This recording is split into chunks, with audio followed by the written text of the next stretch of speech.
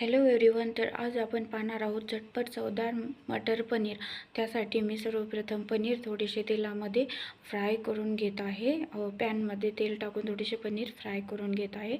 हे व्यवस्थित फ्राय करून घ्यायचे, जास्त करपू पण नाही द्यायचे। आणि हे फ्राय झाल्यानंतर एक कट करून घेतलेला कांदा, एक टोमॅटो, एक वाटी मटर आणि टेचून घेतलेला अद्रक लसूण, अर्धी वाटी दही ही सामग्री घेऊन आपण रेसिपीकडे जाऊया। तापलेल्या कढईमध्ये 2 पळी तेल टाकून त्याच्यामध्ये थोडेसे खडे मसाले ॲड करूयात। खडे मसाले व्यवस्थित तळू देऊयात।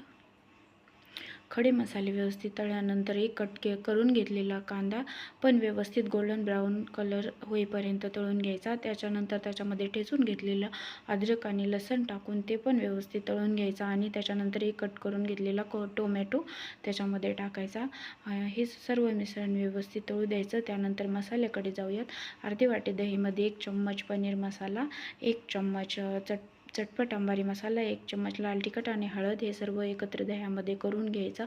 आणि हे दह्यात एकत्र केलेले मसाले आपण याच्यामध्ये टाकून घेऊन तेलात व्यवस्थित असं फ्राय करून घेऊयात।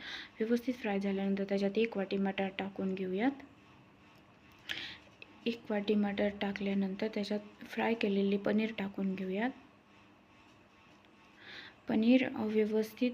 मटर पनीर व्यवस्थित असे तळून झाल्यानंतर त्यात 1 वाटी पाणी टाकून त्याला व्यवस्थित हलवूयात आणि 1 चम्मच मीठ टाकूयात। त्यानंतर थोडीशी कस्तुरी मेथी टाकून घेऊया आणि याला हलवून 5 मिनिटं वाफेवर ठेवूया। लो फ्लेमवर वाफेवर ठेवूया आणि लो फ्लेमवर वाफेवरून काढल्यानंतर हे बघा कसं झालेलं आहे आपलं झटपट आणि एकदम चवदार असं मटर पनीर। तर मी तुम्हाला प्लेटमध्ये काढून दाखवते।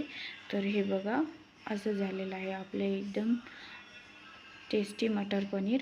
तर तुम्ही एकदा नक्की ट्राय करा। हे बघा, हे पाहू शकता तुम्ही मटर पनीर तयार आहे। तर एक वेळ तुम्ही नक्की करून बघा आणि चॅनलला सबस्क्राईब करायला विसरू नका। धन्यवाद।